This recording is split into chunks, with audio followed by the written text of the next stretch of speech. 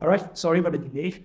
Okay, maybe I'll start by just giving you a high-level overview, but I don't need to caveat that this data is actually published on government website. This is actually the latest update on the Economic Development Board of Singapore in terms of how the general manufacturing sector is performing in last quarter.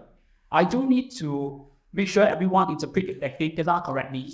The comparison here in terms of percentage is actually year-on-year basis, which means it takes into consideration how we are doing in 2024 versus the same period of time we are doing in 2023. But maybe allow me to set context. For many of my members who are manufacturers and the core, 2023 was a very tough year. Looks like 2024 isn't any significantly better for many others. I mean, that kind of raw here from the business itself, I think you all would attest whether this represents what we've seen. But again, it is not uniform across the manufacturing sector.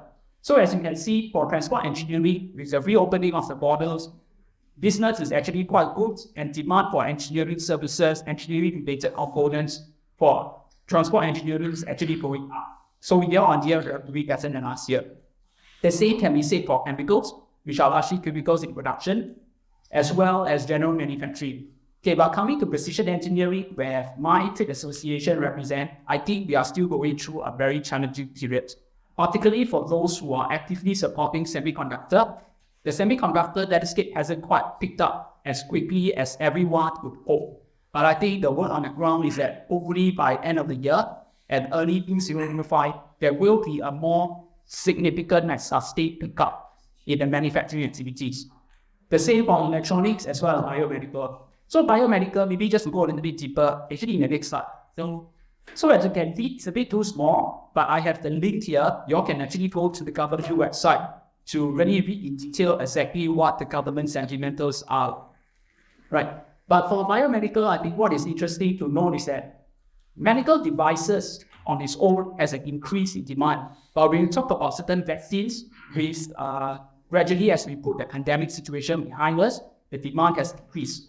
So hopefully this gives everyone a more accurate or rather high level understanding of what is out there, but nothing beats what you all see as your own business. You guys are probably more familiar with than this in terms of what you see on the outline or the landscape. Okay, I think we are all here today to really learn about technology, but maybe allow me to just use the next few slides to set the thought process for everyone, and hopefully it will take today's session with a bit more open-mindedness and also take the effort to really appreciate what the rest of the speakers here today will share with you. Right, firstly, the first point I wanted to make in terms of manpower challenges, again, these are data captured from Ministry of Manpower. This is the data that we represent in publisher. The first data, as well, you can see the words right. Essentially, what I'm trying to tell everyone here is that as Singapore continues to grow as a nation, while we have access to certain foreign manpower, the amount of Singaporeans or locals who choose to work in the manufacturing sector is decreasing. So what you see here in terms of numbers are actually a percentage of the overall population. Again, these are facts that are only everyone. You all probably know how challenging it is to actually recruit young Singaporeans, graduates who actually join the manufacturing sector. So all of us recognize manpower is getting tighter and tighter, not just in terms of foreign workers, but in terms of locals who are willing to consider a career in the manufacturing sector is challenging. The second point, competitive business landscape. Being in the manufacturing and engineering scene, you are not just competing against the guy that's next door to you. You are competing against the rest of the region and global. So the manpower competition is tough. Business competition is even tougher. As what this article shows, right, the China Plus One strategy is intensifying. Although more companies who already have manufacturing footprint in China is expanding to Southeast Asia, and they are looking to establish a meaningful base in Southeast Asia to actually complement their Southeast Asia market strategy. Right. Then I'll have a next slide to actually expand on that point. But the third point here on this slide that I wanted to highlight is actually the cost of transformation. So a lot of businesses are undertaking the effort to look at technology, digitalization, automation. But in a survey that was conducted by Singapore Business Federation 2023, the outlook for 2024, many companies echo the sentiments that it is challenging to drive transformation simply because the cost is high and the ROI is unsure. But hopefully in today's session, by hearing from the rest of the speakers, you will understand that certain technology are actually very well supported. Let me explain a little bit more why. The challenges are not unique just to Singapore. All our neighbors, Malaysia, Indonesia, Thailand, Vietnam, they all have the same challenges in terms of manpower. You talk to any manufacturing company in Malaysia, they will tell you manpower is hard to find. The Malaysians are not just coming to Singapore. Going everywhere, they have the talent, they have the know-how, they can go to any country to work. The same goes for all other countries. So manpower challenge isn't unique in Singapore. And other countries, other governments, they are also doing what they can to support their local enterprises to adopt technology and digitalization. Singapore is no different. Singapore may be a little bit more ahead, as our government has been supporting local companies to do digitalization and transformation quite early on. But other countries are putting equal, if not even more effort to help the companies to transform. I think the key message here I wanted to leave everyone here with is that Singapore government is doing something, but so are the rest of the government. What it means is that the competition you are seeing now from your peers in Malaysia, Thailand, and Vietnam, they will be catching up in terms of technology simply because they have access to the same technology and they have access or similar access to support from their government to do the same. Okay, but change is not easy, but I think that is where the whole ecosystem here is here to support. So SPETA, I think we are very fortunate many of our members are looking at driving change in the manufacturing environment. And many of them are here today, SE, JM Listec, BSE Factory, even 50. So we are here to help companies to understand what technology are available and help them to assess how this technology can be used to improve your business competitiveness. So there is access to technology through IHLs like SE, who actually work with the industry to give you access to the very technology that you can harness. At the same time, it's not just about driving technological change. Once you have new technology, you also need to train your workers, you need to train your employees, you need to train your colleagues to be able to harness the benefits of this technology, and there are various government support. As that now, we are working very closely with WSG on this CCP, Career Conversion Program, where it allows you to help your colleagues to acquire the new skill sets required to harness the benefits of technology. Last but not least, in terms of support from government agencies that you can see, hopefully most of the logos are familiar to your Enterprise Singapore, IMGA, NEA. NEA actually has a sustainability grant. They actually help manufacturers to acquire technology and equipment that are energy efficient.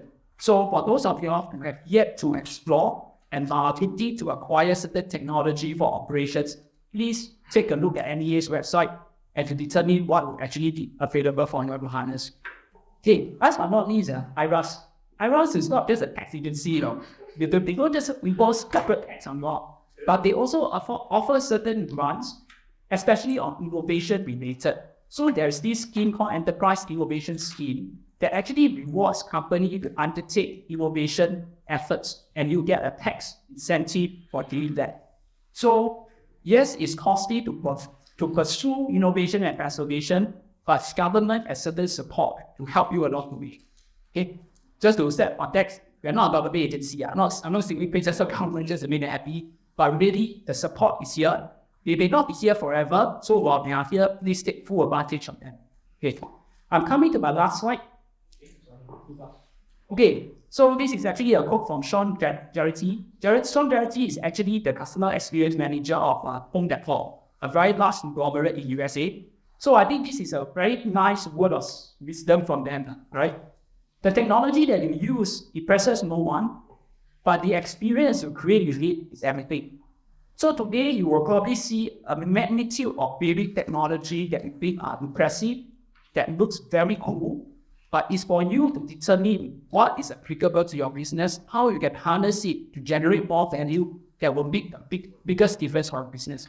So with that, I end my opening. Thank you very much for your attention. I appreciate a full learning. Thank you, Andre, for taking the time to give us an overview, not just of Singapore, but also return.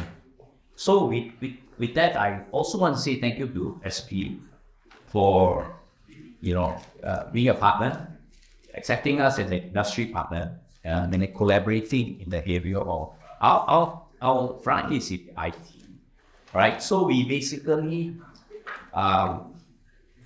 focus and objectively in the area of ERP and test, and especially in the manufacturing environment. So once again, welcome everybody. I have no PowerPoint, right? And so let me just take out my spectacle first. Getting old. So welcome everybody to today's seminar, the challenges SME face in adopting digitalization, Internet of Things, digital twins, Industry 4.0, and sustainability. Now is the mega relative sustainability, but specifically in manufacturing and warehousing, within the precision engineering and factory automation industry. Now, SMEs are the backbone of our economy, but encounter significant hurdles in digital transformation. This includes limited financial resources. First one I want to say, a lack of skilled workforce. Right? That's the second big point. And the complexity of integrating new technologies. Right? The rise of connected operation brings heightened cybersecurity concern, while cultural resistance often impedes progress. So in our industries, SMEs must navigate regulatory and compliance issues. This is really coming up fast and strong from the government, particularly with sustainability. Now, balancing economic goals with sustainable practices is daunting, especially considering the investment required to reduce carbon footprint without compromising profitability. Now, while affordability is often a concern, the real challenge lies in achieving clarity. So here I just want to inject what you have seen just now basically gives you an overview of what government can do, what competition are and things like that. So if you are clear with this, and we are able then to move a little bit more forward, right? So many SME operates, right? So therefore, in automation, communication and connectivities are crucial for successful digitization and visualization, which you will see afterwards. So effective communication aligns stakeholders, while robust connectivities ensure seamless integration of various systems and technologies. The interoperabilities of diverse systems is another major obstacle. Many SME operates with legacy systems that are not easily compatible with new digital solutions. So ensuring this system communicate effectively, it is essential but challenging. Moreover, the conversion of IT, information technology, and OT, operation technology, presents unique challenges. Aligning these two domains require overcoming differences in protocol, security measures, and operational priorities. This alignment is crucial for a cohesive digital transformation. This you also see as well, so, right, where you can see IT and OT converge in the exhibition. So to overcome these challenges, strategic planning is essential. Developing a clear roadmap for digital transformation, leveraging government incentive, as you can hear just now, and forming strategic partnership can alleviate financial and operational burdens. Now, building a culture of innovation, employees embrace change, and continuous learning is equally crucial. Now, this is being emphasized by Adway earlier, right? We need really coordinate, but basically the problem is the same. Whether you look at it from an association point of view, from a business point of view, from a point of view, from a government point of view, it is the same. So today, we will do our best to explore these challenges in depth and discuss practical solutions to help SMEs in precision engineering and factory automation to navigate their digital transformation journeys. By the end of this seminar, we sincerely hope that you will understand the strategies the resources available to turn these challenges into opportunities for growth and keyword sustainability. It's not just to sustain the business, but the government is pushing to sustain the world, to sustain the earth, all right? So there is even target for net zero, right?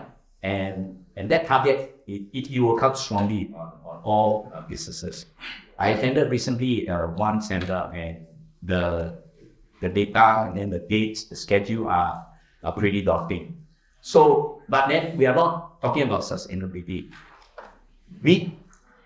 Without digitalization, without data, it is very hard to be able to present to the government or to any agency for that matter anyway that you are actually in a sustainable roadmap.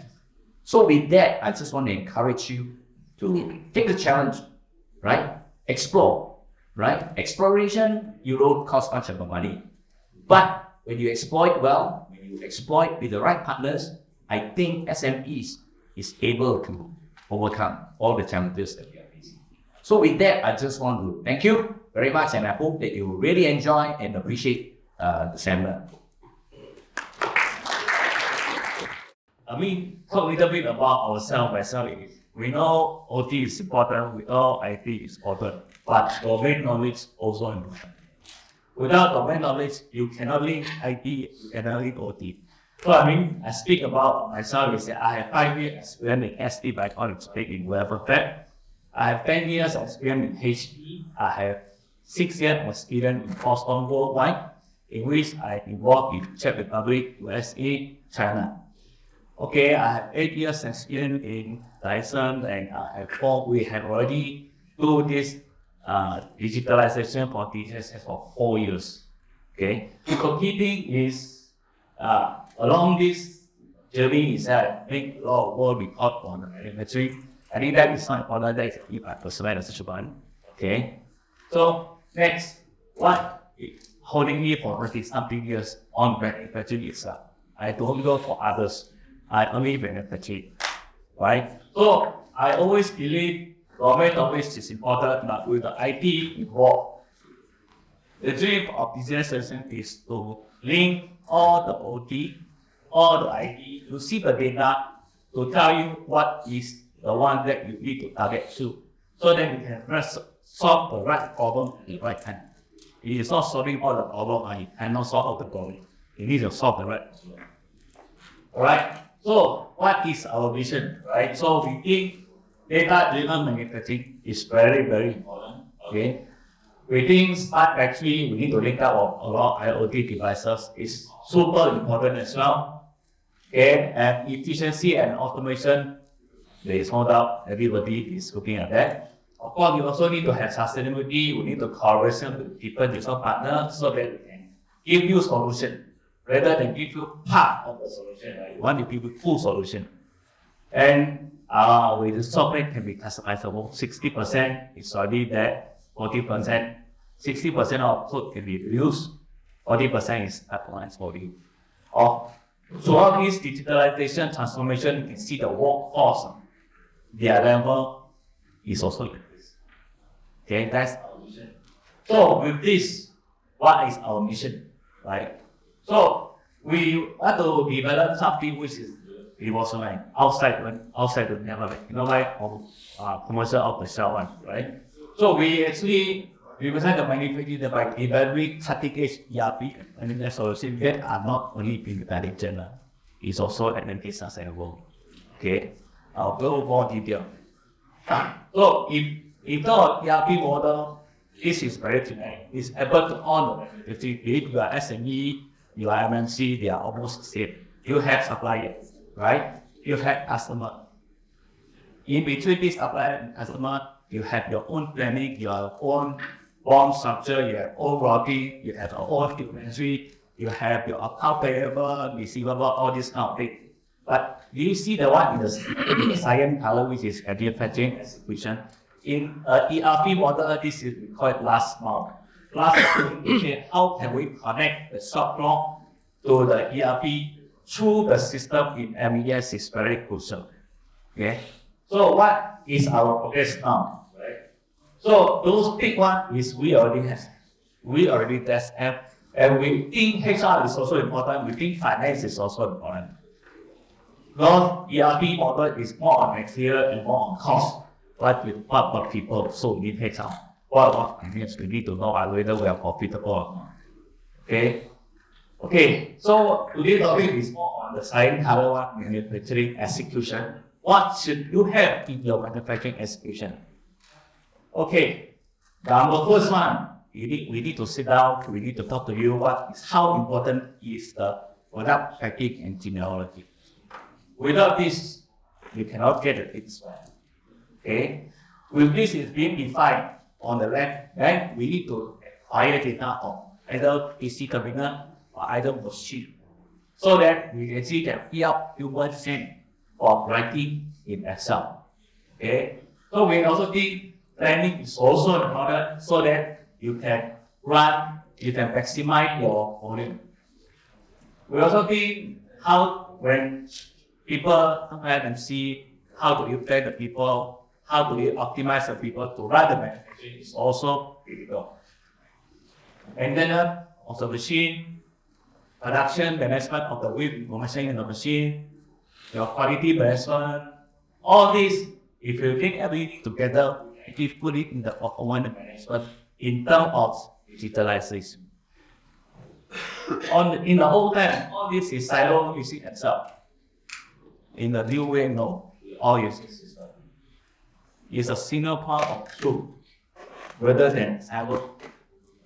Planning through the planning work, maintenance do the planning work. How do they know whether my plan is ahead or behind? So next slide will be more interesting. This is a common problem for all the industry. You have bank problem, you have method, you have machine, you have material that you need to take care of. I will not go to the detail. Just now, I'm aware of this share, right? Man is increasing, cost of adoption is decreasing. And all the world now is looking for digitalization to make you sustainable, to make you, cost effective. Okay, so what is our module that can tackle all this problem? You can see on the main side, we actually have smart part end-to-end traceability. In terms of seminar, there will be a phase synchronization developed in various processors. Okay, on second thing, method, we have the planning module, we have also project management module for first article inspection. So that you guys can manage quite well. You know where your part is being built. Okay, then we have smart management tool. How do you use a tool management, take the tool effectively without speed your attack sees yourself? All is a system automatically built. Alright. Then with the smart machine condition monitoring, we have on the material side also end-to-end accessibility to skip the material side. We also have the ERP. On the middle is a smart go to person, the one I will give it to my partner able to share. Alright. So those blue color one, highlighter one is the one that I will share today because of the time limitation. Alright. So the rest, if you want to know more, later we can talk in the demo section. Okay, to make things simple, we use traffic light system. We use green color, we use yellow color, we use red color. This is what everybody knows, inclusive the primary school, whoever, right? You know this color. Okay, by looking at this color, I give you the legend. Now you know your machine status. You don't need to go to your shop floor to know your machine status. You look at this, you know your machine. Right? Now, what kind of parameter we can take from the machine, right? We can take, we know machine have auto, machine have status, run status, quick status, stop status, speed loss status, and we also know the machine skip A or right. Those in the precision industry, you guys know this, right? So now, how do we use this data, actual data? I'll show you this. You can see you have the so you can see manual status, all right. You can see all these, and you can see this is the day sheet, this is the right sheet. and you click on it, you can know your machine history, it will select your date. So when you come to the work, you need to do a report, you just click this, select the date, know your how many times I have, how many percent I have draft, how many percent I have issue, how many percent I actually I've stopped, not running. No. Okay. Okay. Also, if we can take this information, what about the rest of the information? Okay, you can see. Okay, am I able to see other machine information? Of course, you can see your all this information that we capture for our machine. Account all this information. This is a native data from the machine. That is already there, but a lot of people don't know how to use it. We acquire the data, we understand the data, we display the data, right? So, next, we know, right, machine, not everything. How do machine know I will go to manuscript? How do machine know I am no scheduled production? Machine is not everything. Machine is only give you native code of what is I'm running good at, but no job we do, right? So,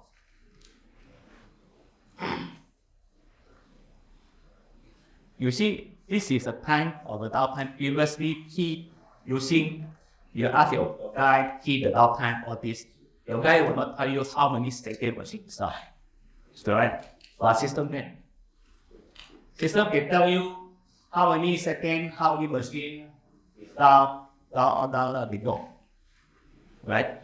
But system will not know what is the status. I don't know job, either unscheduled time due to PM, either doing the engineering, either you need a scheduled time, either you are productive time. Either time is like no rank or no lack of and so on. So you choose it. Last time you need to key the time, you don't need to pin them up. You just choose the downtime. Choose the right one that is applicable to you. Because it is your machine, it is your production, you know the best. Use this one can be configured to your peak and plot out things you want. Then your operator or your people just need to scan, select, just need to select. The highlight is select, highlight is select, that's it. But after doing this, so what? For us, a lot of managers, a lot of supervisors, they need to do reporting, right? But for us, we'll leave that to me. Next. But based on this, I give you parameter analysis. Okay, we give you in two aspects. We give you downtime. Total downtime is equal a bit. Okay, we give you how many times it happened. Because similar to the machine is already given one is very big, long downtime. Okay, another one is a lot of occurrence. But if you 1 second, 2 seconds, 1 second, 2 seconds, 1 second, 2 seconds, this effect hidden here. A lot long downtime is solve one. But those hidden downtime one you do not. Okay. Okay. Good. Right? Let's go to the planning. Right? Planning, you can see, you can plan the work order, this is because what you know this is the tablet. This is my set. So far, the hidden. This is the new flex. This rest of its time, I am fulfill all my plan. Is that interesting? Previously, back on the only the expected target of the lot to go to how many now you right? Same. Then you can write it or anyone then see where when how many right? These are all other feedback I can produce. This is the control, this is the picture. This is the PPT field. Okay. So this is like this. I have this. So what? I want to know public verdict has been used, right? I want to know is it my work? So as a boss, as a GM also, you want to do this. So we make it simple. We use this other backup we use backup. We tell you this one is the more always because you have produced all. This is how you understand. So now, how do we link the machine with the penny together to kind of something? Now, this how I told you this is machine, right? This is the penny. Then you see the OP here and see your here. You can see your button. You can see who are the long to do your handy to that machine. You can see your setup, you see whether you like is it this is most often if this machine is here, I guess so. Rest of so that you will depend on any one of the people to tell you where it is. Now system tell you. Next you need to reverse. First is tell people why you cannot produce more. Why you like this should be the role of the power rather than person the whole some so now I give you more. You look at this. How many you can set up? I mean, how many? How many of you is it easy to understand now? If let's say you have 35 machine here, one software, you have 10 million. Now you see what speed. You see what speed. You know your machine setup right. Okay, this is how if we combine our monitoring the planning and see more things. You can see, but you can only do this also after you can choose which one you like, right? Okay, now our base map thing, base. If I have more than I have more movies, okay. So machine is only part of the whole processor. You still have other processor. You still have other processor like you see other has a bit package and more. Depend on the manufacturing nature. Machine only part of it. Machine is not everything. So with that's why we use this module. This module is now if you say for example every terminal, every processor should have one PC terminal. Right? You can see who are the people, how many people is talking. You can see how many today, how many you can see. You can see how many you can computers. You can see how many you are from here for all the processors. Can you see the bottleneck? You that's okay. Yeah. How can I EPS? How can we this into better? Right? So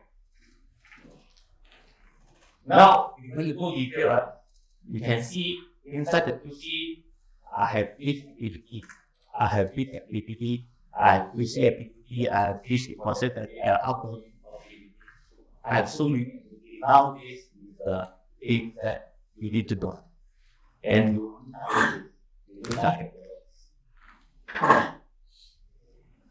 right? Then based on this one, you can program methodology. System can be going. The system cannot go down. You go and you can see eventually you will make it better side to your manufacturing and you can have sustainability based on this. Okay, let's see who are the one today. Oh, this is okay.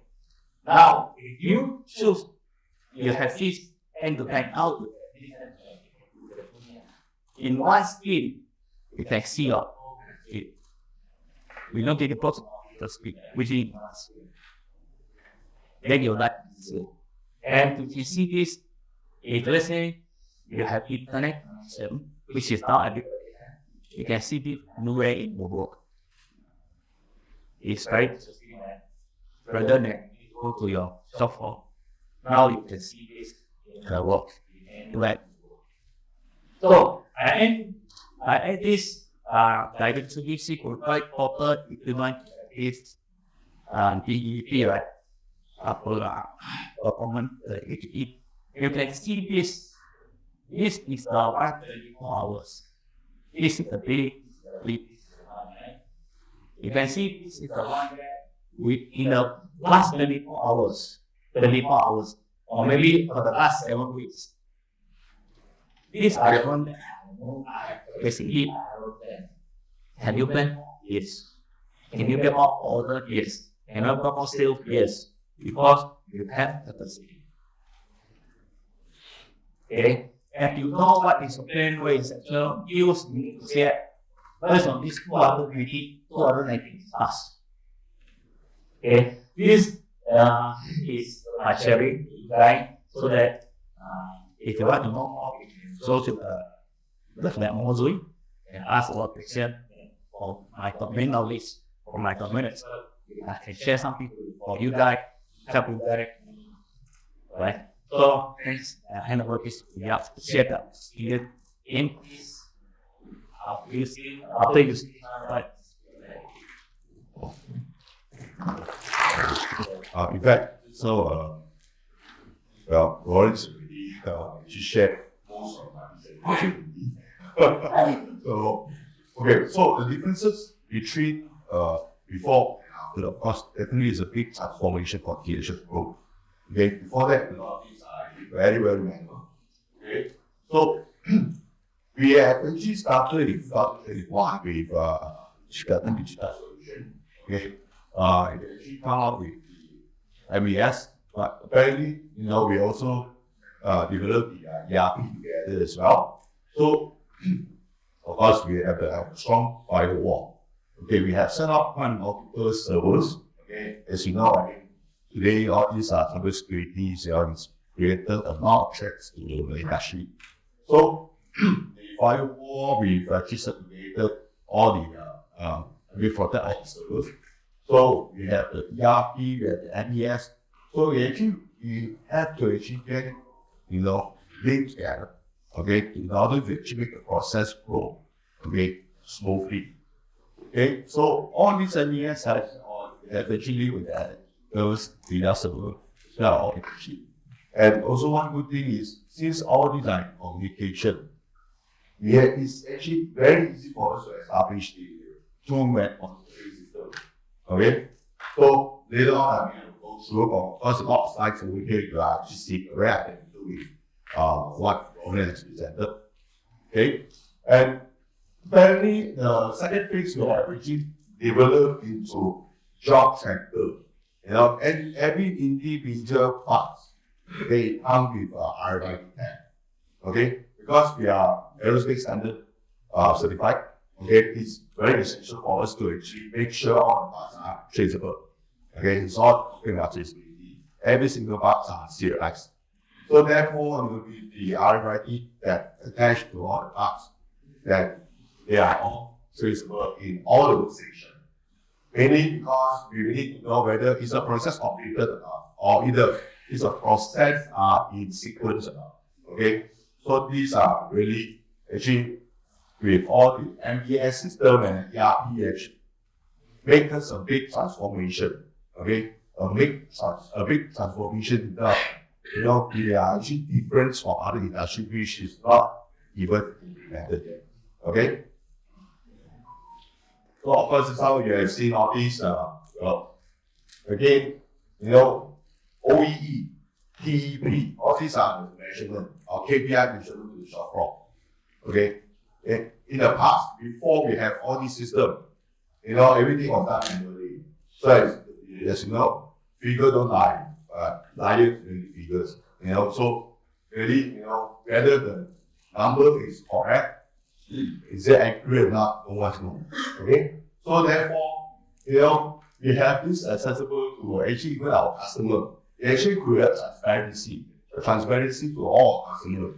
They can actually look at what's the performance in the shop floor and how is that parts or being loaded to the production. Okay? So this one is the same, again, as a manager in the shop floor. Okay, I do not need to actually go to machine by machine to find out what is the status. Actually, you just go to the page, go to the MES page. It will tell you the live data. Okay, whether the operator, who's the operator, whether the operator on the machine or not, whether the operator actually giving them the output they want. Okay. Yeah, of course, the utilization also, you can tell all the machines in the shop floor whether which one is underutilized or not utilized at all, or which one is actually being full capacity. And also, of course, the downtime. So basically, the downtime actually with the 4M method, so these are the measurements that we can do. Okay, of course, with the planning page, people see, I mean, in the shop floor, we need at least 3 to 4 planners, okay? 3 to 4 planners for approximately about 400 part numbers, different part numbers, because we are in next low volume industry. So, today, we only need one master planner. The master planner basically it depends on, yes, just key in the plans, okay? And then ours, are we whether we put up the okay, and this so this is the tool monitoring system. Okay, this is one of the things that actually impress our customers. Okay, because by using the system, okay, we automated calculating what is the running or what's the cycle or essentially run on the factory tools. Okay, but really all these are actually calculated. Of course, our engineer need to start work in July before we actually meet the defect point or even the breaks. So all this has to be changed. Okay, we have to actually set the threshold of 80% before we come to the end of the line. Okay, so this is actually very important. First, of course, it enhances your quality. Okay, you do not have actually a lot of rejections because the tools are actually changed before this actually expire. Okay, and also, of course, it actually helps us a lot in terms of getting the output right. Okay, so all these are the advantage. If you're talking about before and after, basically it's a major business transformation. Okay, and of course, whenever a customer visitors that come to the shop floor, you have this system and yes, you're in place. Definitely, it's very active in that. Also, I would say marketing tools as well. Okay, it was impactful. Okay, just to share with you, in fact, for Boeing, okay, they have actually requested all these areas to implement MES in year 2020, by year 2020 actually. But because of the COVID, even our excuses to the industries, so they were saying, okay, it has been actually today and today. So this is actually a basic. They wanted to actually start the MES implementation for also the supplier. Okay, so unfortunately, up to today, it's still very, very slow. Okay, it's moving very, very slow, and we are great at actually taking the initiative, starting, and apparently, it's doing well, and we see it's very, very effective in the production. Okay, to the shop floor and even to our entire operation. Okay, this is what I'm sharing. Okay, I hope you actually enjoy the session today. Okay, thank you.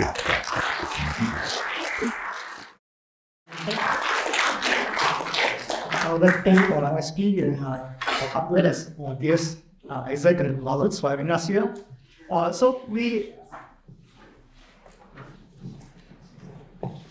So basically we are a machine vision specialist. So we are the eyes for you guys. As everybody here wants to digitalize, likewise for machine vision world, a lot of requests have come down. Everybody wants to digitalize. Inspection has always been one of the key major processes. Okay, currently a lot of people are still using manual inspection. So that's where we have a lot of requests coming in from machine vision would come with the automated inspection systems.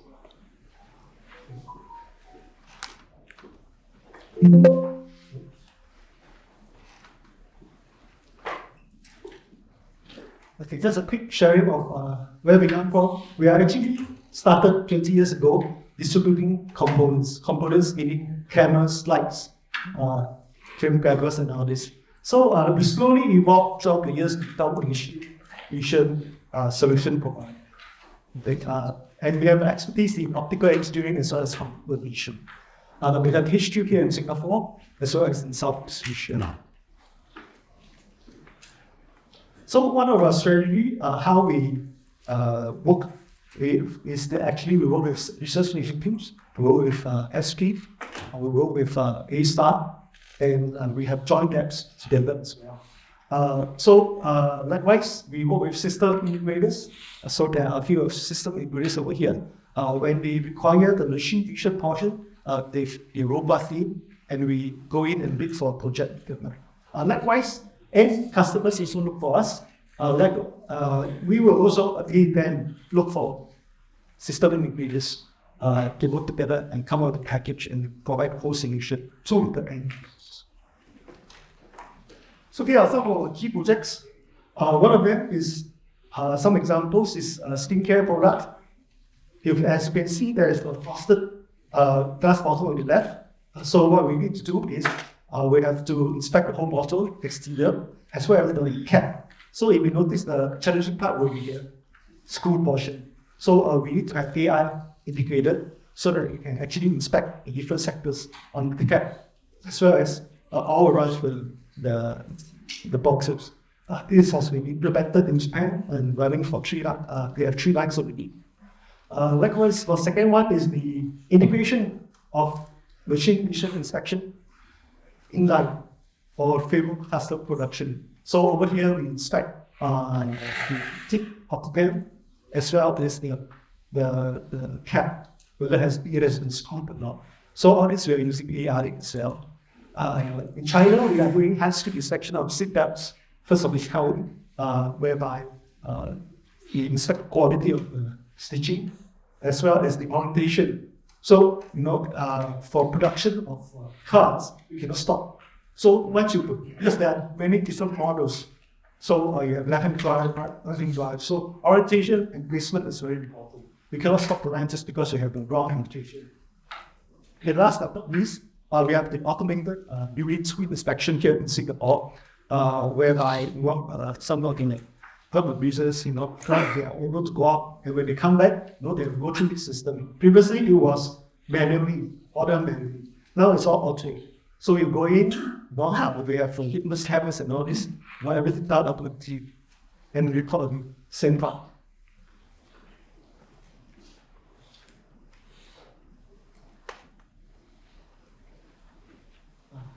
What here you can see the video here. Plus is one of the kind system, whereby previously it's all done manually. So you learn this, you want to automate it. As for our overseas projects in Suzhou, for this one is in Chongqing, we work with the government, whereby it's for the steel manufacturing industry. So for the steel manufacturing industry, they currently use manually to put the funnel under the water steel. Right? So right now they want to implement automation. They use the robot to put. However, due to the harsh conditions, the robot is not very accurate. So they need a piping alignment system to be placed so that you have a better accuracy to put the funnel under the motor steel. Okay, this has been already implemented. These are some joint labs we work with A-Star. One of them is the 3D vision platform, whereby we can customize 3D inspection systems for the customers, depending on whether they want to do low-end one or they want a high-end one, depending on the different types of components that are used. The second one is a one-shot 3D microscope from photo microscope, for the deep surface tracing. Last but not least, we had the combination of 3D vision plus thermal. Okay, so nowadays, especially for robots, they are relying on 3D LiDAR. So on top of that, they want it to have a more robust detection. So they include 3D vision. We are also working on thermal as well. So how do we integrate into the issues system into the whole shop floor? These are our range of products, the cameras as well, ranging from geography to the coordinates or sharper brands depending on the application. We also have Mae, which is the 3D camera system which we'll showcasing later, as well as Zebra. Zebra, we have the barcode scanners. Nowadays, they also have their own range of smart cameras as well. Optics, ranging from Zeiss top end all the way to Korean to Japan-made lenses. Now, software is now the key thing in machine vision for all the QC inspection. One, we have the Matrox, which is powered over by Zebra now. These are the blue-based learning. Next, we have the Miracle. Miracle is the deep learning AI solution. Okay, so nowadays, we left more perspective. Whereby you need to have a better user experience. So Miracle is able to give you that. Okay, you don't need to have an engineer to actually run some time doing AI. With just a few clicks. Nowadays we can do AI and kick off the AI program in a very fast way. Nowadays we have, let's say you don't have enough effects. So how do you kickstart your AI? So we have normally start with detection, so that you need to inspect a good ones. So anything out of the ordinary will be considered a defect. So these are the revolution of AI in the industry.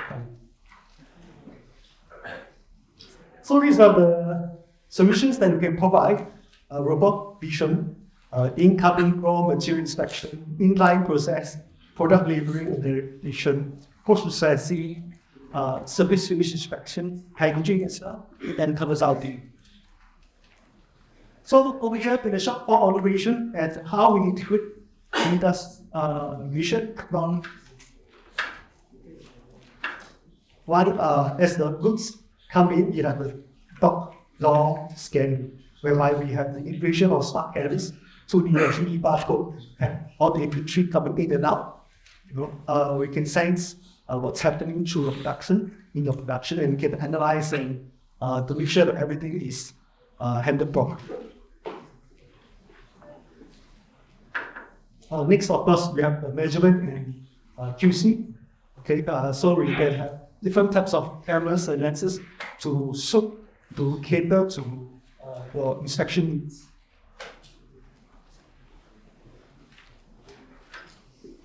Over here, process control, we can be the eyes of the robot, as well as we have 3D camera for the EPPs, the perceive. Last but not least, of course, is QC inspection of all your manual units. Okay. Kassaw. Thank you. So I'm Brooke from Mae, thanks for Singapore Poly and thanks for Digital Solutions to organize this seminar. And just got pretty impressive presentation from Isaac, Lawrence, and also Lawrence. Our company is Mae Robotics, and we focus on 3D vision and AI. So we are quite young company. We just start from 2016. Currently we have 8 years history, and also we grew quite fast. Right now we have over 700 employees, and we have distribution networks covers over 50 countries and regions. And also we got lots of support from different venture capitals. Our total funding amount already over $200 million. And also GIC, Cotu, Intel, they are all our venture capitals. Yeah, this is about our global network. So our R&D headquarters in Beijing, at the sales delivery headquarters in Shanghai. So besides China branch in different cities, we also have 4 overseas branches which located in Germany, Korea, Japan, and the United States. And right now we have 2 different production lines, all based on 3D vision. So first is a 3D vision for robot guidance. These are our flagship models. So right now the 3D cameras for robot guidance application, we all use the structure lights, DLP structure lights. The difference is that we have these 2 models, the deep and LSR. We are using the laser structure lights while the rest of the models we are using the LED structure lights. So our advantage is that we have different models and different series of cameras suitable for different applications. For example, we have a large FOV, medium FOV, and small FOV. Also accuracy, it covers super high accuracy, and medium accuracy for different scenarios.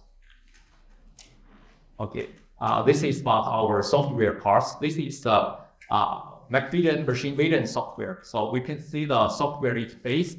It's a code-free interface, so which means we don't need our partners to have professional programming skills. And what's more, we have lots of advanced algorithms, including 2D matching, 3D matching, deep learning and inspection, and so on. And based on, we have deployed lots of projects in different countries for different industries. So we've already built in our social library in our MacVision software. It covers different scenarios, including workplaces loading, pallet ID, Z-pallet ID, locating, and so on. So which means if our customer, they have some similar applications, they can just use our templates and just do some modification. It will be very easy for customer to use. And also we support for 4D calibration. The calibration tool already embedded in our MacVision software. We just follow the steps. We can finish the calibration with different robot arms within 10 minutes. So no matter the camera installed on the robot arm or installed in a fixed bracket, we can all finish calibration quite fast. And we also have our own AI software. We can using our AI for some fast prediction, classification, object detection, OCR reading, also the instance segmentation, defect segmentation, and anomaly detection. And this is our MacVision software. It's also the global control software. So right now we can use the MacVision for simulation, test flying, and also period checking. So one of our advantages is that right now our MacVision software is already compatible with 39 different robot brands, which is also leading the whole industry. So we can see that most of the robot brands we can see in the market already on robot library. And these are some of the robot brands already compatible with us. We can see Kuka, SLR, Balance, Wasaki, UR, and so on. And also here is our robot library. We can see you can choose the brand of different robot arms. Then here are the different models. So totally it covers over 1,000 of different models of the robot arms. And just now I just introduced the first production line of our 3D cameras for robot analytics applications. So right now for the robot analytics applications, we already share 36.2% of China domestic market, and also in the global market, we also share the biggest markets. So we just spent 6 years to make us to be the number one in the 3D VF for robot analytics industries. And this is the second production line about 3D data provider. So right now we have 2 different services, which are 3K and 4K. So right now we only focus on high end.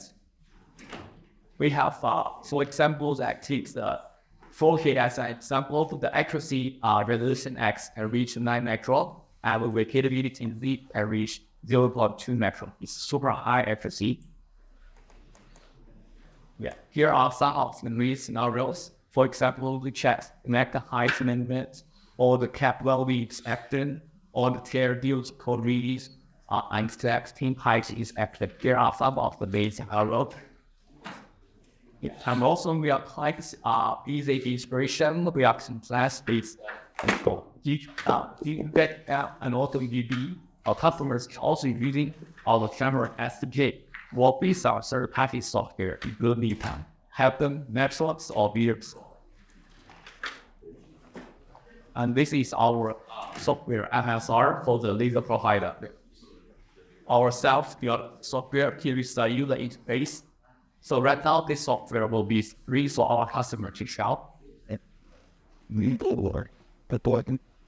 And now I would like to introduce some of the typical cases we have employed in different industries. So first, in the logistics industry, So just as I introduced, we have our own AI software. So for the palletizing and the depalletizing, we already pre-trained a Super AI model. That Super AI model covers over 10,000 of different samples of the cases and the bags. So which means if our customer wants to use our 3D vision system for palletizing and depalletizing applications, we will provide that pre-trained Super AI model for free. So our customer, they don't need to do the AI training by themselves.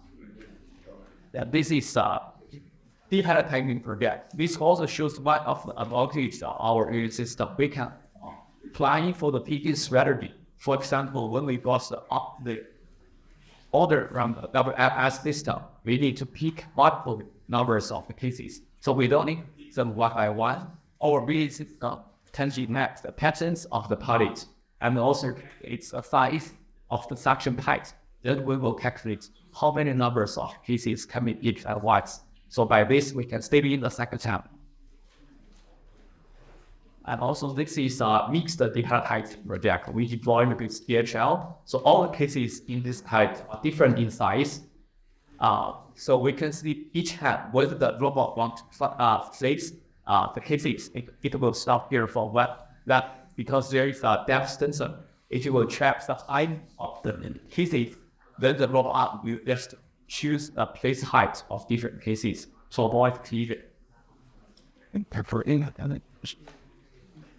And besides the cases depalletized, the bags depalletized is more challenging because the bags will be easily deformed. It's more challenging for the AI system to recognize. And we can also work with some other device, for example, vision scanning robot to pick the bags. And also there are some cutting device can cut the bags, and then the robot can shape and unload the materials. So especially chemical industry or some FMCG industry, this design will be quite useful. And also we have lots of applications in the automotive industry, including tier 1 some metal parts being picking, and also tier 2 the assembly applications. For example, like it shows in this video, these are quite small parts, the inner pieces. They are randomly actually held in the deep beam. So we are using the high accuracy camera, LSRL. It also has a large field of view. And also as we see, the parts is quite small and randomly has it out in the beam. So we are also using our AI account to do the recognition. And also this is a piecing of the boards. So we can see the boards also random out in the beam. So after the vision system get the robots to pick the boards, then stays in a fixed beam. Then the boards will be delivered to the fixed coordinates. Then there is another robot who picks the boards and then types.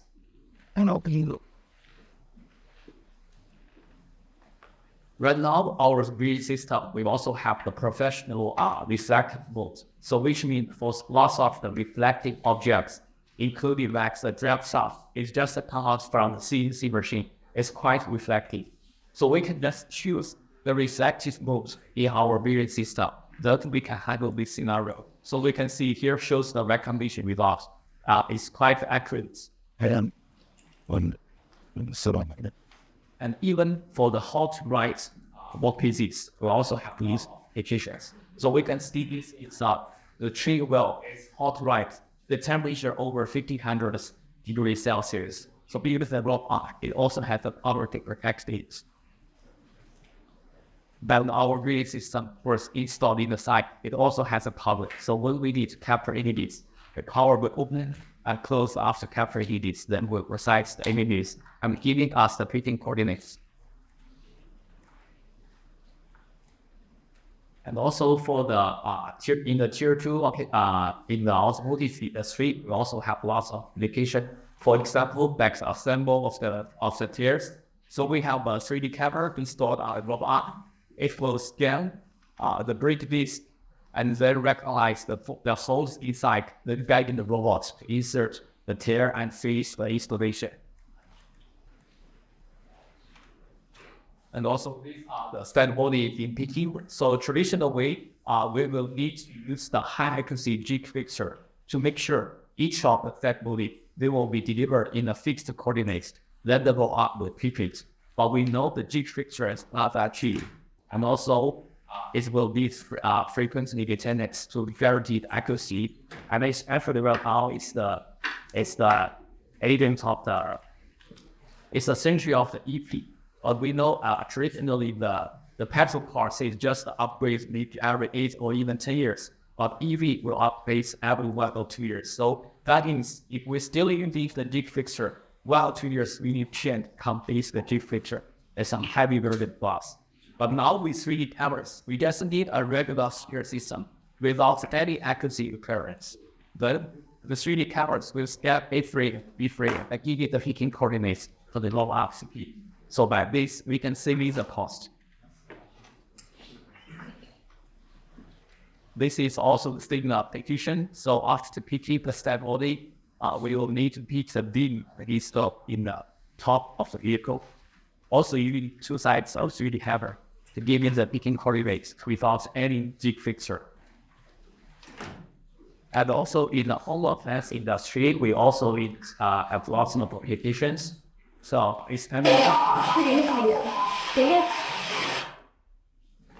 especially for the air compressor loading, we did on this project we delivered in media in China. Also the mass of this year we just delivered a state project in Sony in KL. 1 cameras will be installed about 3 countries to give you the picking coordinates of the air conditioner, and then that will guide the place coordinates. And also in the EV battery industries, we also have some of the application, just as this project.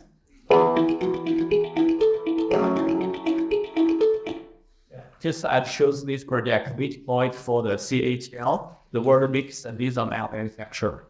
We copied this project in our showroom to show the customers how it works. So besides the picking and sales applications, we also have lots of projects in the quality inspection.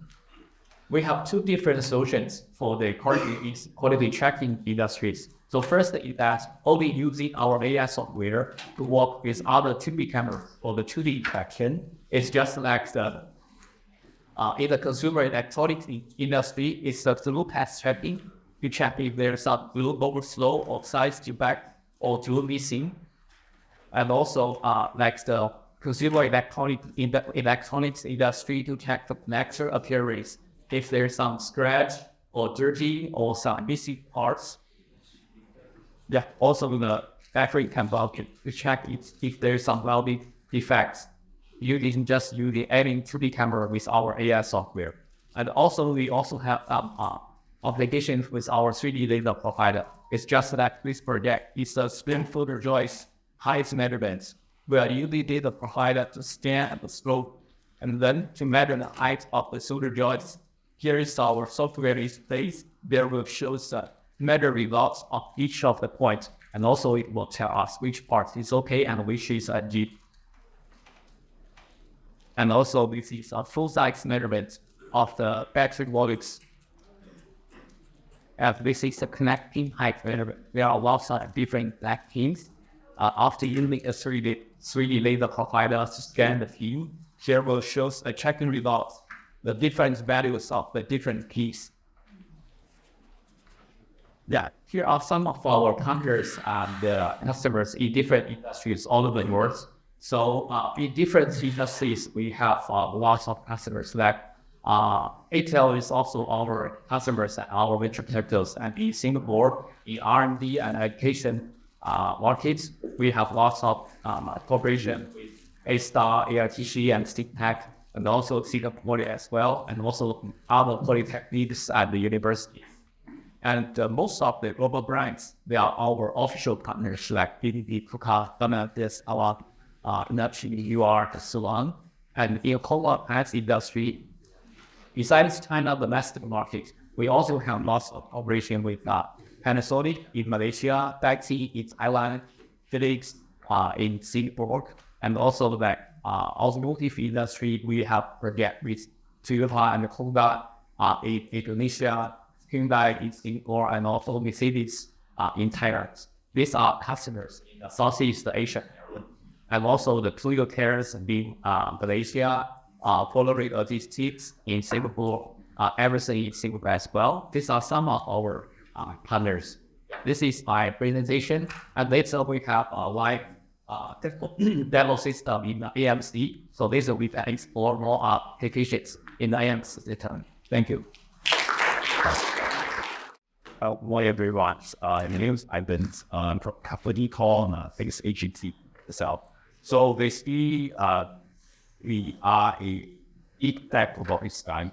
We are really the hardware robotics guy. I've seen the presentations from digital solutions to GM and then to MapI.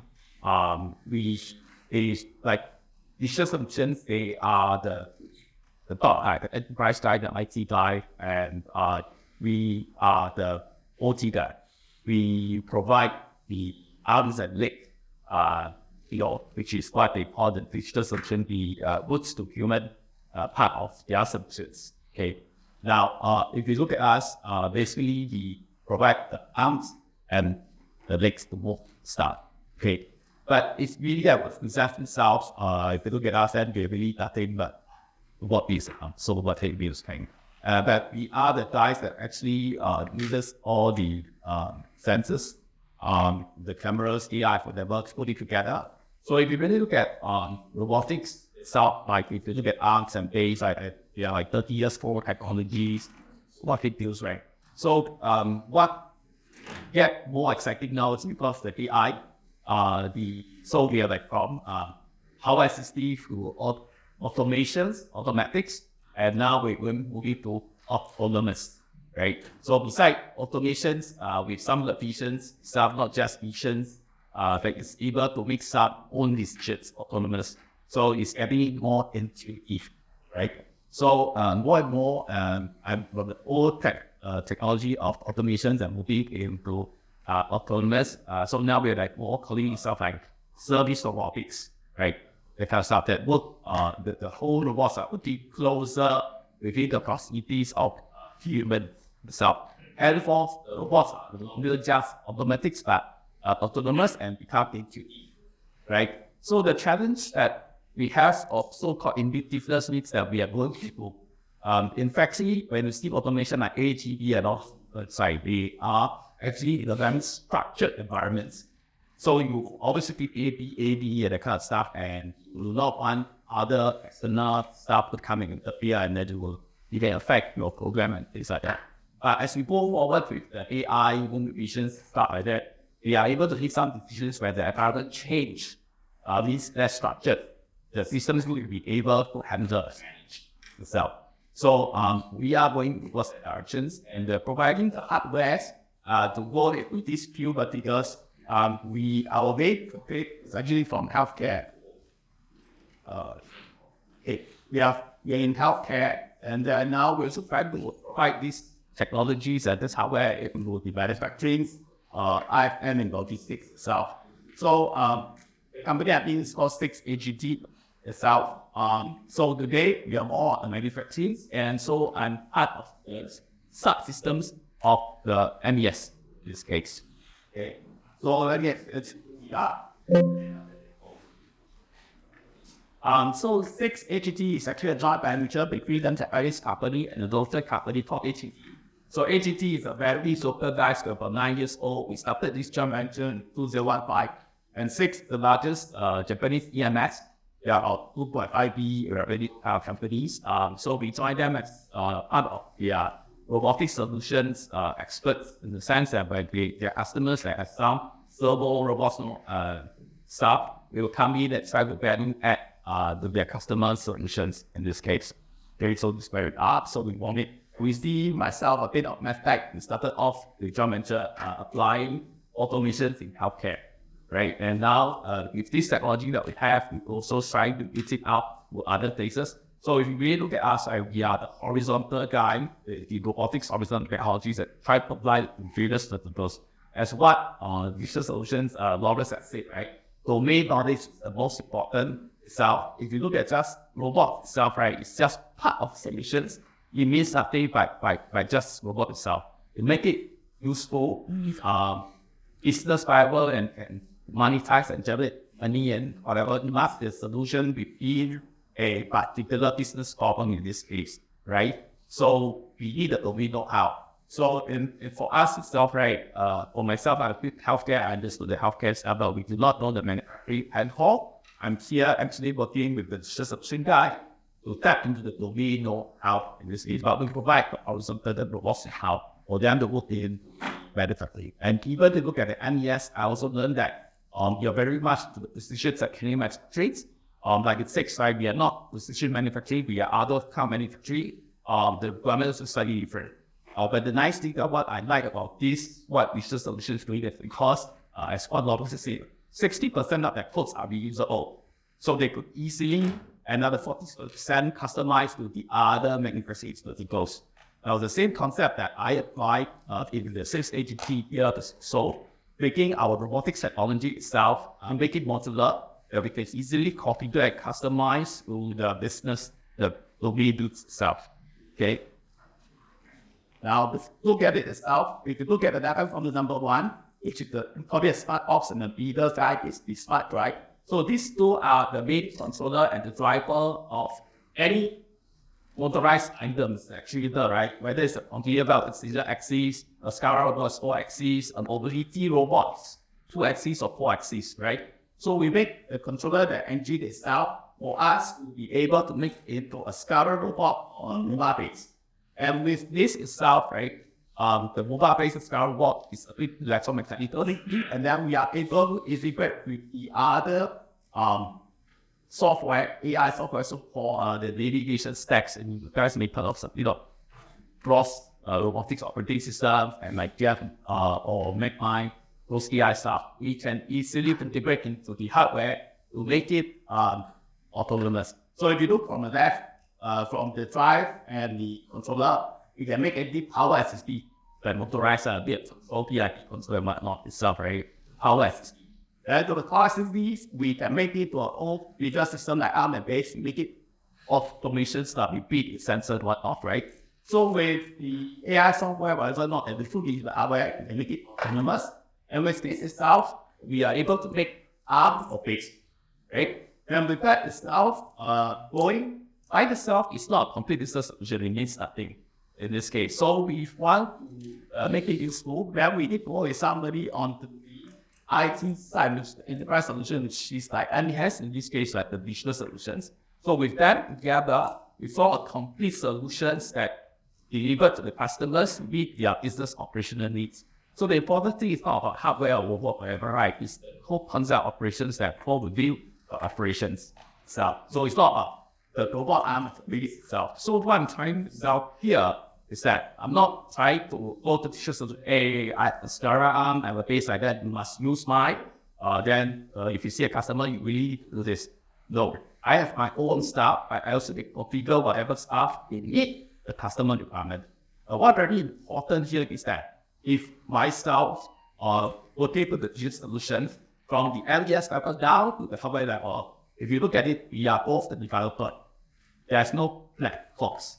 And we try from here, we can do any APIs or low-level controls and whatnot, and we change and meet the requirements itself. At a very straightforward, down of the engineers and my engineers just give a call, hey, please do this, right? We're getting that. And by doing this itself, right, we save a lot of cost, not because our engineers cheap. It's all my power is expensive, robotics is super expensive. But what often is that we spend a lot of time understanding because we're the developer. So I think one of the key points here is there's no black box. Right? When you have to configure and meet the local requirements, I myself also sit one of the council member association of automation SG. So I sit into robot trucks, like we work very closely with the government agency in Singapore, usually I just shared this.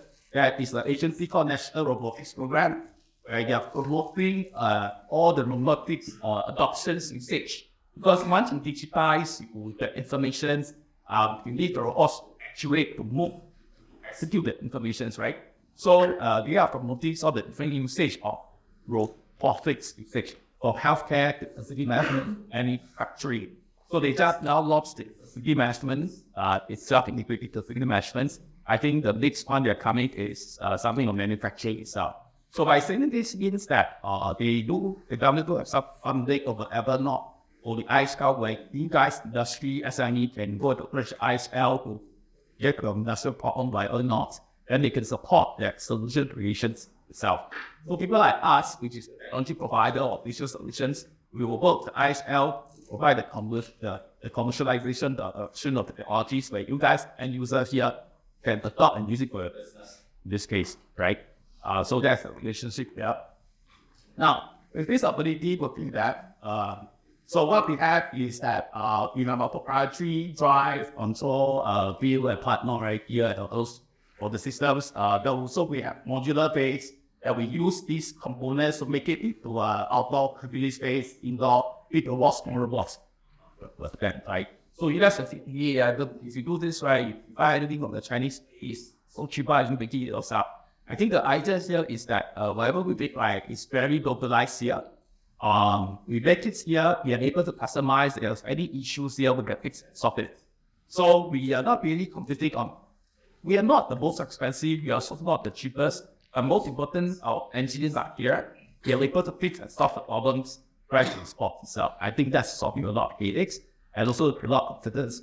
And also the other issue why I bring up Japanese investment and whatever not right is virtually for 9 years old. We're here to stay with our economy and support whatever we created itself. So at the end of the day, when you guys adopt technology side, what you want is the comfort and the long-term support. So when you saw something like that, there's somebody fix it, right? And we're here in this case. And we are also working a lot with the government agency, IHL, to further support this sustainable deployments of these solutions, right? And we try to make it very simple and straightforward in this case. So with this itself, we also have our own startup or whatnot, but that we also have something with Stackler that can move items here and there for the warehouse and whatnot. I want to be honest, the Stacklers we ODM, we eBay built from ground because we take their systems cheaper. So what we did is we took their systems, we hack it out and we put our navigation stacks and put some control. By doing so, right, then to easily integrate with SCADA or MES. Because then we have a full control of the whole system. So with this Stackler is able to move stack, up to 1.5 tons, you can move items here and there. So of course we will always itself. And with this, these are some of the projects that we created with our drive and control. That's time. Always is some of the stuff that people need so very spec. I want ultimate this itself. We also have done some delivery robots for hotel delivery, factory deliveries. Where our base, our startup, we can easily integrate anything on top of people's around. Later, you will see some exhibitions there where we use the arm to integrate with some GMV stacks, AI software and also integrate with the base up to the MES. So what we're trying to demonstrate there is a complete flow of solutions from MES to base to AI. We're able to integrate as a whole system to move itself. So during the phase on, not that we got no issues, but the engineers call each other and we just fix it, right? And we get it moved. So what we try to show you here is the simplicity of things that can be implemented itself when we partner together. So the whole idea here is that we are not, with global itself, we're nothing. So we need to have the ecosystems to come together to put solutions together to work. And here, MES always to run the projects, whatever, we work closely behind him. And along this process of these few weeks of preparing these exhibitions, the special is MES called. I'm going to start for another this problem that this ugly, right? So I'm sure you guys may piece up of this problem. It's fine to put it together or not, right? But here, we're the one family, right? We keep each other but get a thing done because we are a team together from that. So we get things worked out, right? That's on the other time. So this stuff, other stuff that we've done, you can see some of our IQ applications here. On the left, on the middle here is we take a 7-axis startup from a company called Flexi. which is a very good arm set we can mount on the base with anything set on the actor itself.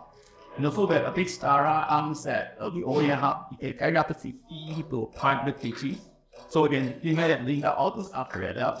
To the left you can see of the about a local political space where we dig up that's just another level, not the 2 years level. So we shed on stuff like that. We provide things other stoppers, launch and stuff. So okay, the next important thing is that end of the day, right, always aware, you want to get something done. So it's actually the bridging between the OT itself, here the SCADA, the robots arm on the left hand side, the specters mover, to the IT portions. So in the middle, we created a deployment platform called XOB. The XOB digital platform is actually trying to pull all the information of the robot itself, whether it's information command and control, and also some video analytics functions. And also, if you're in the factory, you may have door, factory, automated door, or even all those can be put into these systems. And even your alarm, CCTV camera, all those can be put in these XOB systems where it gives you the robotics operational commander view. And this view itself then can link into a ERP or MES in this case, which is a digital solutions MES. We provide an API for that. So what the MES does is that we speak the manufacturing language about what to play and whatnot, right?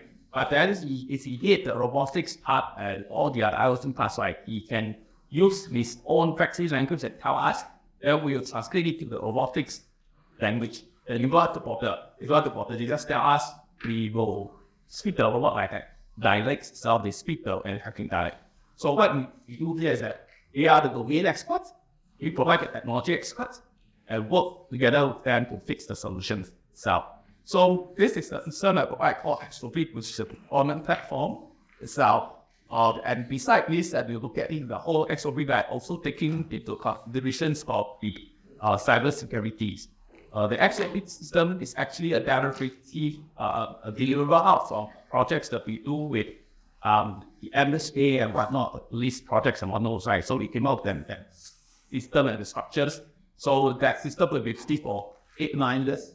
And we come to a point that we can actually commercialize or commercialize it, make it a general system that can put throughout. That is how it is. Now, if you look at it, and with all those deployment platforms, right, if you look at 6AGG, I mean, we are a hardware guy. You can pick left, right, center hardware and make a lot, right? But we also found that the situation is that with the hardware, right, people buy it, then it and that. My God, first we don't have that deployment engineers, and probably any other domain, a lot of people will be that hardware guy.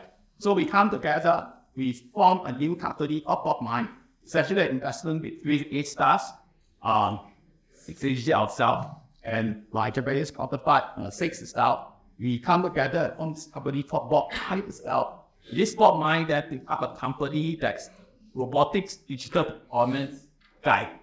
They will work with any of the domain expert, this is a business system in manufacturing, to enable them to robotize the other solutions in this case. Okay. So what does this company do? This company actually will provide consultations to any businesses that they want to robotize their operations. That means you want to do something, you tell us, then we'll tell you, this robot can, this sector can, this arm can, or this cannot. And how we can do that operations. And if anything that we need a bit of customization here and that, we could. We either we do it ourselves, or we can work with partners and wait, or we actually, because it's not right, we can go back and do some research development that and take the technology and put it in it, or we work out to take the technology and put it in it. The key is that we have the hardware-based platform that we have any stuff to it for, and we are not only a hardware, power electronics, but electromechanical software, right? We can make our but that's what we are. We also provide after-sales service and also stuff that we sell. I say we work digital systems that they are global hardware, all those, right? Then the service and sales, the sales, the service part can come to us. We can do that, and then they call us, we can do that stuff, right? We also have the power to do robotics. if there's certain business that you guys need, then you don't want to do it capex, right? And sometimes you invest in what do not know that 5 years later, obviously, I'm going to go out for change, right? Maybe you can talk about situations that we may do the however you see that your capex will become OPEX in this case. Then we can do something like that, right? So we can do something concerning one. So, for example, if there's some proposal that we need some the government initiative of or come together and do some package together. The situations I can either go to the automation SG or they go into the Spectra, whatever not, and we can work together see how we can leverage some of these advantages that the government provide. Okay, so and shop also do deployment services. People that interest solutions, they can do the software IT deployment. But they come to Hawaii Club, we work as a team to deploy and map the place and and work out the whole deployment solutions with you. Of course, we see training. You can train guys after whatever how to maintain or run the systems on level 1 services, right? So this company is called Botmine. So I also run Botmine somehow. So we haven't did this running itself. So if any need of this robot customization for office deployment, you guys can come to us and we see what we can do for you. I think that's all for me. This.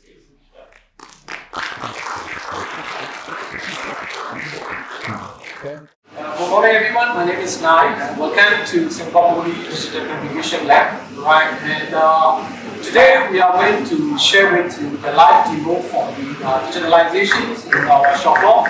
Right, the live demo will be the 2 parts.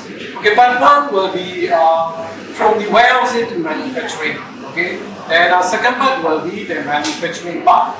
Manufacturing will be the 2 inspection then to the final process, right? And so this is the our CNC shop floor, right? You can see that in the part in blue color, right? And this is the area that actually you guys are actually standing, right? These are the 4 machines that you guys see, right? There are another 4 machines in Rotek, right?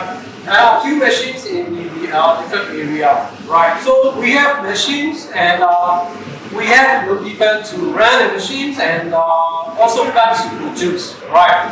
But the thing is, we must have the system to manage it well and in efficiency, right? So we implemented the solution as a DSC factory. The one system that actually can monitor the machine performance and also the yield of the production, right? Okay, all right. So this is the short walk into the live demo plan for today. So the part 1 actually, like I mentioned, that you see from the planning the digital platform that and we are going to use the DSE, the factory solution software. And second execution is a work order elevation. Work order elevation actually we use another software that installed in the machine terminal. So the PC inside the machine, we have another terminal that when the work order is created and elevated, and the operator or students, they can straightaway press on the button that elevate the work order, then start to run the machine, right? Okay, then the live demo part 2 will be also the same thing. Then starting the planning, creating the work order, right, and going to the execution, manufacturing, and inspection, and final process, right? Okay, so this is the flow. The blank is that area. Then the AML, autonomous the mobile report, robot will pick the parts from the storage and onto the dining machine. This is the actually concept of from warehousing to manufacturing, right? And for the live demo 2 is kind of the manufacturing, then work order creation and go for the inspection, right? Okay. So let me brief the solution that we implemented. Okay, this is the DSC factory solutions. Then, because like I mentioned, that we have machines, we have the people, and we have the parts to produce, but we do not have the system to monitor, like for the traceability and visibility, right? So you see, with this system, and we can monitor the overall equipment effectiveness, right? You can see the performance and even the OE, right? And this is the KPI. KPI is the production Pareto that we can see how many parts that we produce good and how many parts that fall out. We can see from this, right? And we have the machine utilization, right? So how much is the downtime, how much is the production time that we can monitor and predict or we can make a decision from there, right? Okay, and for the machine health, right? Machine condition, we don't have to go and see the machine. So you can see that, right, our machine, the coolant level is low, right? So that system, when we, even the manager or management see that, we can straight away, trigger the technicians to go and do the maintenance, right? And we look for the spinner vibration sensor and a current sensor and a coolant pH sensor, everything, right, for the machine. All right. Okay, then comes to the scheduling, right? So we have parts to produce, on a daily basis, right? Then what are the parts to produce? Then what is the deadline? All this we have to plan it, accordingly, right? So we do have a work orders, right? This is where the part that we usually plan, accordingly, right? So definitely over here, actually we are the students, right? So we have the course number and right. But in industrial, we actually can use the actual part number, something like the bracket or the screw or the thread, something like that, right? And also after that, we can. After I created this work model, I activate the work model. We can see this is the terminal. The terminal that actually we install beside the machine, right? So that the other operator or student or the whoever ran the machine, then they just click activate it, then start to run the machine. Okay. Once the machine is done, then they just close the work model, right? Then after that you can see go back to the ESC battery and you can see the status and the outputs and how much the time taken to produce that part. Alright. Okay, then I think we are going to start the live to go number 1. Right? Okay. So I'm going to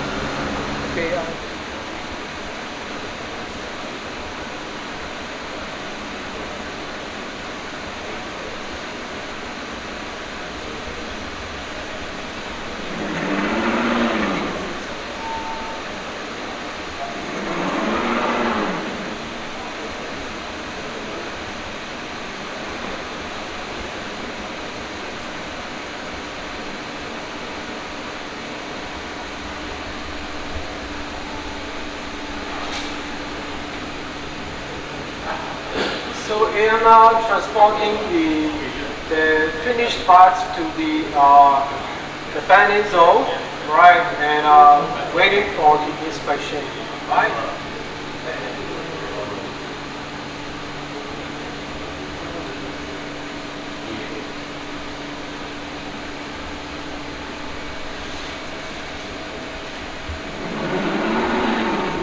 So the previous part that already go to the inspection, which is failed, right?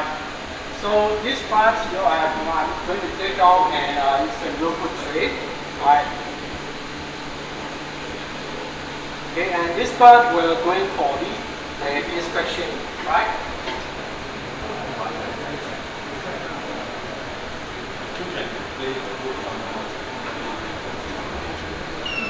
Yeah, so this is we call it the comparator, right? The inspection tool.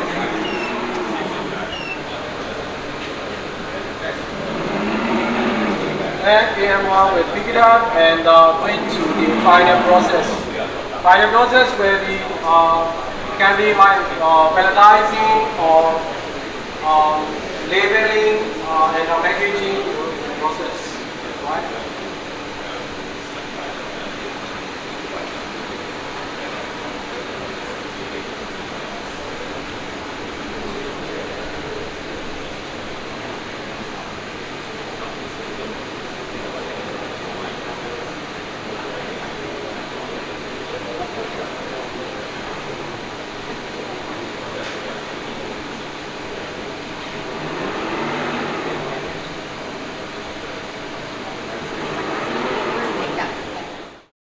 The smallest one from MacMine, and you can see even the small UR robot can also install this camera on the robot arm. And for this demo, we will using the camera to detect where is it, so to do like a bin picking. So when I put it on the floor, so the camera will go to the home point to do bin picking, and then it will go to the secondary jig. Because for the jig, we will use the jig to do like a fine positioning, and then it will take the objects to here to do like a 2D inspection. So here is like a total solution.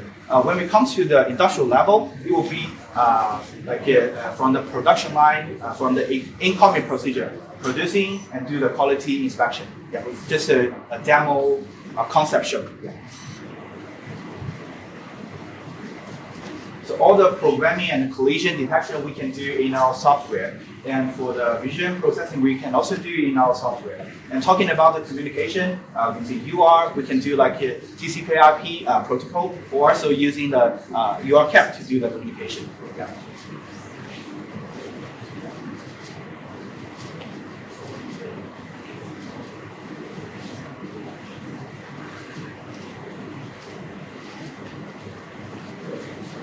Okay, as long as the test result is good, it will come to the good position to place it. And also we see there is a rejection error. So if we found the defects on the objects, then we will place it on the rejection error. And also for this software is coming from MacMine, deep learning software. We can do classification, instance segmentation, defect segmentation, and also unsupervised learning for anomaly detection.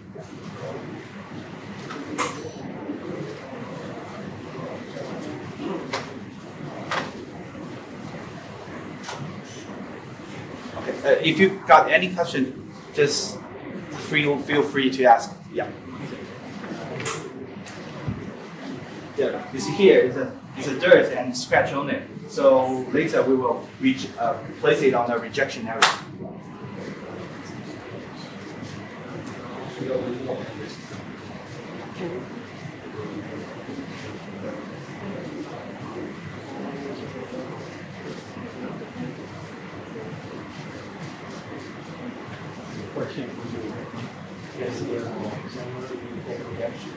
Yeah, sure. Yeah. And run it lights out. Sorry? Run it lights out.